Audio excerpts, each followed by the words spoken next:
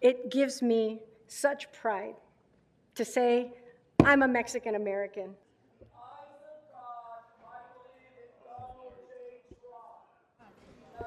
So, Sergeants, Mr. Herman has been removed from council chambers for the balance of this day. He is removed from this meeting. We will pause until he has exited the council chambers. Mr. Herman, you were ordered removed from the Rules Committee meeting. You were also ordered removed from a meeting earlier this week. I would note that as soon as you came into this meeting, for which you were not permitted to be in, because you were on probation when you were removed, that you are continuing to disrupt this meeting. And you have been ordered removed.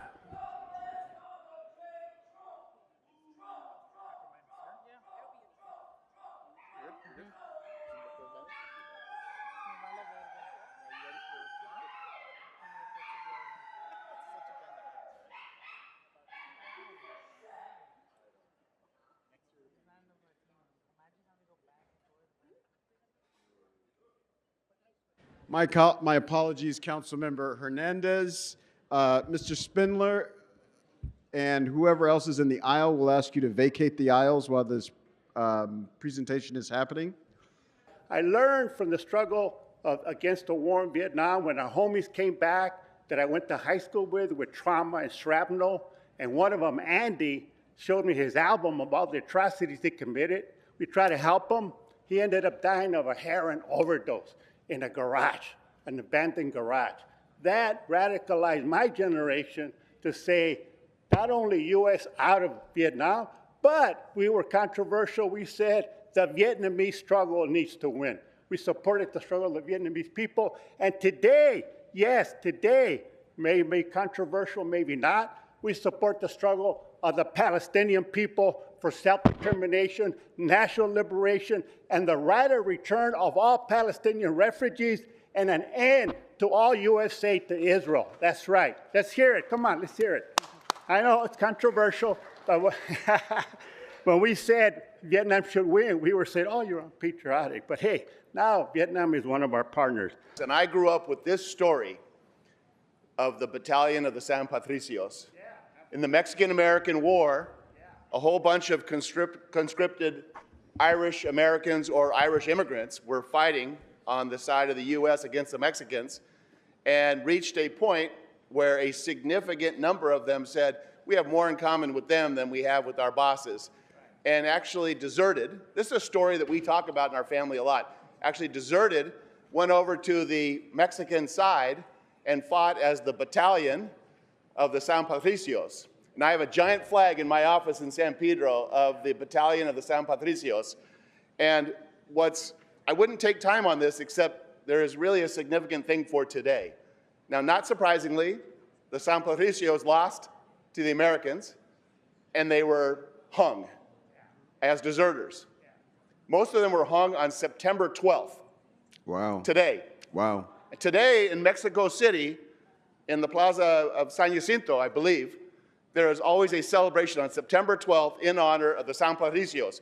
We celebrate them 2 times in Mexico City, St. Patrick's Day and September 12th. And so it is appropriate that on our day of El Grito, and talking about the resistance, I just say that Mexican-American culture, Latino culture is special to you, but it should be special to every single one of us. So thank you. Absolutely, thank you. I appreciate you because you embody the spirit of resistance when it's popular, but you also do it when it's not popular.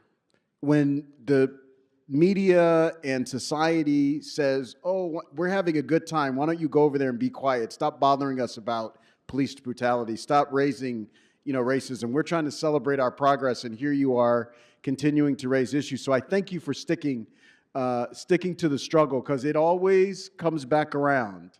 And right now we're in a moment where it's back around, where I think the world looks at you and others and says, yeah, this is what he's been talking about the entire time.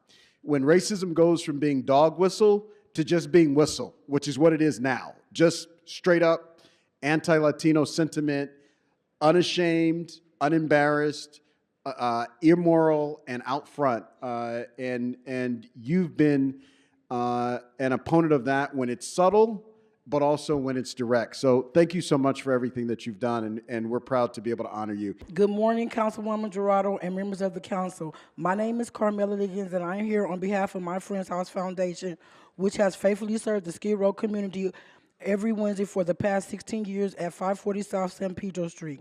I am asking today for something simple but a vital weekly parking and loading permit on Wednesdays from 11 to 2 p.m. The permit will allow our volunteers to unload, fold clothing, shoes, housing, resources, and other essentials. For me, the request is deeply personal. My daughter suffers from mental health challenges, and her known area of homelessness is the Skid Row community. She knows, and I know, that every Wednesday between 11 and 2, she can find me, and she can find the volunteers at My Friend's House Foundation. So we're just asking for a weekly parking permit so that we can continue to service the community like we have been for the last 16, 17 years. Thank you, Carmela Liggins.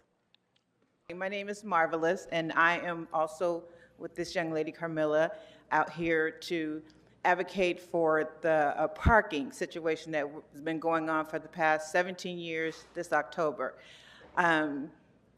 We come out one day a week for 3 hours, and we've been harassed, we've been ticketed, everything but. And we're looking for some kind of an answer to maybe having a pass to have us out there for those 3 hours.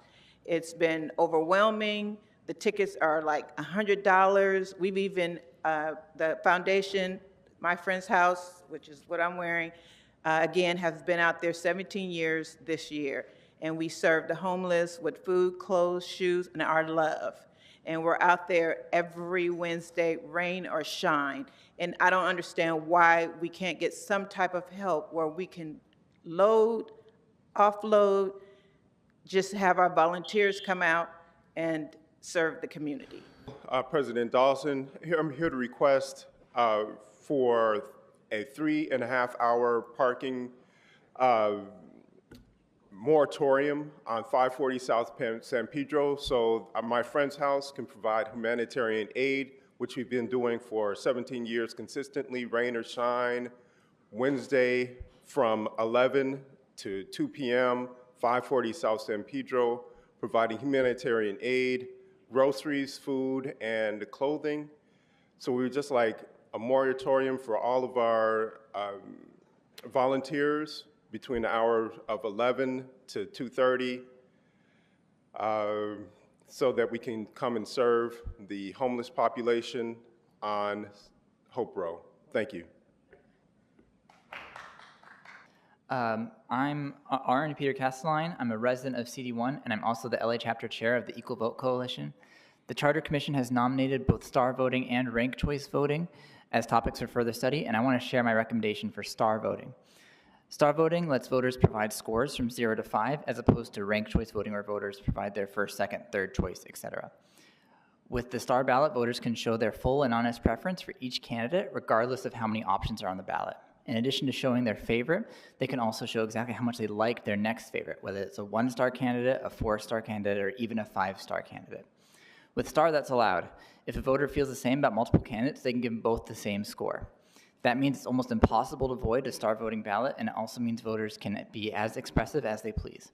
If they want to give a nuanced opinion, that's great, but if they just want to give 5s to everyone in their party, that's also great. I urge council to support star voting if it's included in the council's recommendation. Thank you all so much for your time. I'm Dr. Sam Davidson, and I volunteer with Equal Vote. I recently completed my PhD in bioengineering at Caltech, and now I'm planning to move from Pasadena to LA. I endorse star voting, which fully eliminates the spoiler effect. Statistical modeling shows that star produces the most accurate elections. Simulations run by a statistician from Harvard show that under the current top 2 system, the candidate who best represents as many voters as possible will be elected 90% of the time, whereas ranked choice is better, electing the ideal winner roughly 93% of the time, and star is even better than that, electing the ideal winner 98% of the time. These figures were published in a peer-reviewed journal article which can be found at equal.vote/accuracy, alongside simulations developed independently by a UC Berkeley computer science PhD and a Cornell University professor.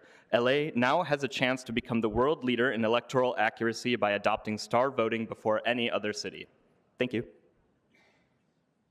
Okay, so as usual, we're making public participation as difficult and little as possible, going through like an extended period of presentations, cutting off preventing the public from speaking on agenda items because they had a hearing earlier, even though that was the committee vote, not the full council vote.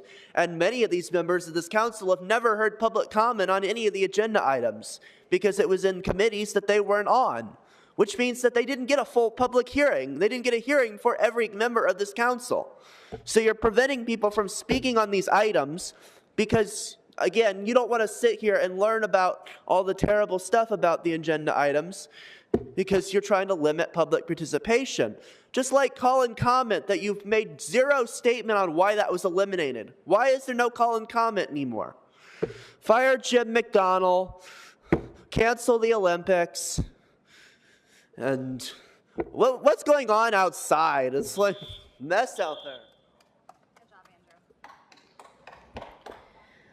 I just wanted to say thank you to Carlos Montes for advocating for an end to aid to Israel. He probably didn't know how many Zionists he was speaking to, and I wonder if he's aware how many of you voted yes on adopting the IHRA definition of anti-Semitism that renders any criticism of Israel hate speech. So hopefully you guys don't try to incriminate him for what you would consider hate speech.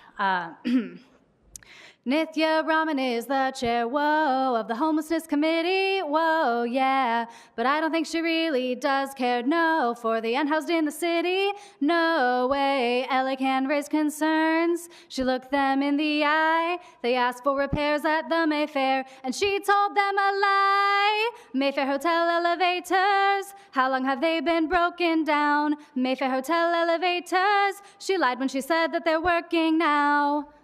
Nithya, why did you say those elevators were fixed when they still have cones in front of them and residents can't get to their apartments? Why would you say that, Nithya? That's not cool. I guess we want to get the public comment, right? Oh, yeah. So you have 1 minute. Can you start my time is running and he's giving me instructions. Hold on just a second. Thank you. Go ahead, you have 1 minute. I noticed that Marquise Harris Dawson waited until the black community activist Veronica left today before he told there was a black lady here in a scooter in a chair, and she was pulled up here, and he waited until the black community activist left before he told her, nah, you got to put that chair in the back, and then you got to walk over here and sit in the pew. You can't just be right here in your scooter. So that was fucked up. And there wasn't hardly anybody here. There was like maybe 12.5 people here, and nobody be walking through that spot. That's kind of bullshit. I don't like that shit. Black people always take care of me. I don't like when I see, especially other black people, like in positions of power, tear down black people in the public or like make their life unnecessarily inconvenient. I know Marquise do a lot of good work, and he's very strategic. You got to watch out for that. He's a very tactical person, and he does everything with like an agenda in mind. I respect that to a degree. I respect the skill, but I got to call it out. And we got to come together, y'all. A lot of people that we don't agree with, we won't have to come together and resist even this government because they taking away our public spaces and our public comment little by little. And they don't really care about trans people. They don't care about black people. Your time is expired. I need you to vacate the podium so we can move on to the next speaker. Speaker, you are now disrupting this meeting as we cannot continue the public comment. This is your first and only formal warning. Good morning, Council. My name is Akile. I'm with Black Lives Matters LA, and I came here to commend, to celebrate, and be with my friend Carlos Montes. Carlos has demonstrated real solidarity, not just implied solidarity. And his work with CSO has supported Black Lives Matters ever since we got started. So I'm here today, 1, to acknowledge him, 2, to celebrate him, and 3, to thank him. Thank you so much, Carlos. We are glad to call you a friend. We're glad to call you a comrade. And this is well deserved. Thank you. General public comment. Here we go. Public, when you hire clowns, you get a circus. Sleazy Marquise Dawson and the rest of these clowns, again, have absolutely 0 items on today's agenda. None. Why? With all the massive city problems, this is how these clowns have run the city into the ground, by just sitting there collecting their $20,000 to $30,000 per month salaries. $1 billion budget emergency by giving $1 billion increase to LAPD last year, tens of thousands homeless epidemic emergency, $275 billion fire damage emergency, and Sleazy D and the rest of these clowns sit there giving stupid presentations, not all of them, with nothing on the agenda, no plan at all, nothing. This circus of incompetence is unbelievable. Thank you, sir. Mr. McCosker, thank you for that history lesson. That was you got to know, people need to know about that. Quickly, volunteers cleaning communities. They were in Porter Ranch on Reseda, and they did a beautiful job. What a great bunch of seniors. But you know what's the hard part about this is it's already looking like it did before they were there, and they worked at least 6 hours cleaning. You know what the answer is, Mr. Dawson?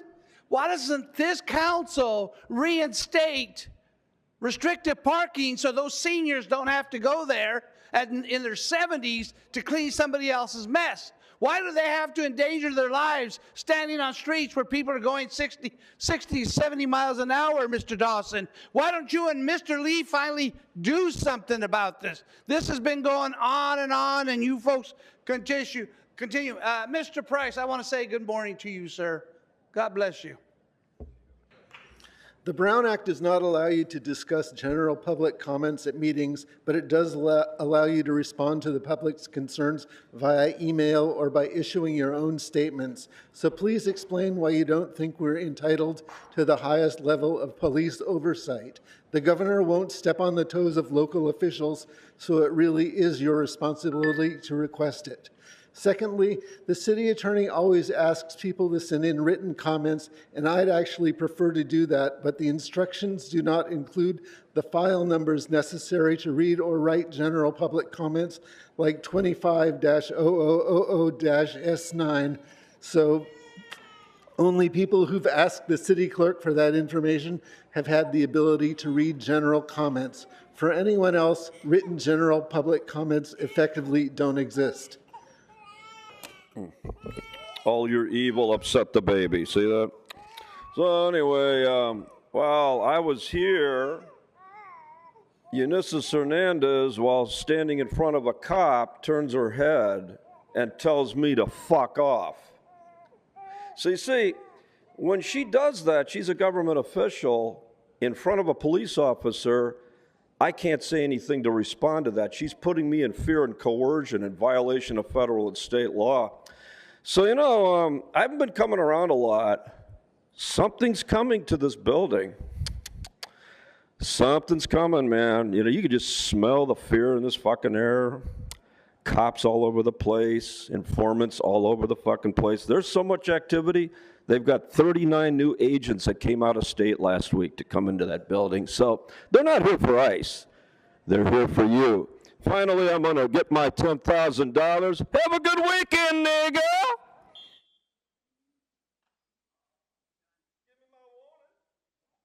It's your time. Please exit. That's your time. Mr. Spindler, you're no longer allowed to speak because your time has expired. This is your first and only warning for disrupting the meeting, for not vacating the podium, and we cannot continue the public comment. Next Good speaker. afternoon, speaker. Next speaker. You have 1 minute. Good morning. As first time I've ever been last. These are force multipliers. Details about my proposition with the right to citizenship. 2 5-year tax plans, and at the end of 10 years, you get an application for naturalization because you required all the prerequisites of the current immigration plan, and the competing interests should come to a satisfactory conclusion, and you get your citizenship, and you're off and running. Pay for it. We give them out now. $5,000 for 10 years, now we know you're going to obey the tax laws, something you never had to do before. Hello? Simple as that. I think, anyways. And maybe it falls in your court, maybe somebody in this building can proper the idea up the chain of command, and we can stop all this. Have a good week. I invite you down to Point Furman Park in San Pedro tomorrow for the 31st annual festival. I'm sorry. Hold on, Councilor Mr. McCosker. The person with the ponytail in the back yelling, you're removed from this meeting. This is your second infraction. I ask you to leave the chambers immediately. Councilmember McCosker. Thank you so much. Mr. President, colleagues. Thank you, Mr. President. And Mr. President, my mom taught me to always be respectful of my elders. And so I want us all to wish a happy birthday Wow. to our President Pro Tem tomorrow, Bob Blumenfield. Happy birthday, Bob.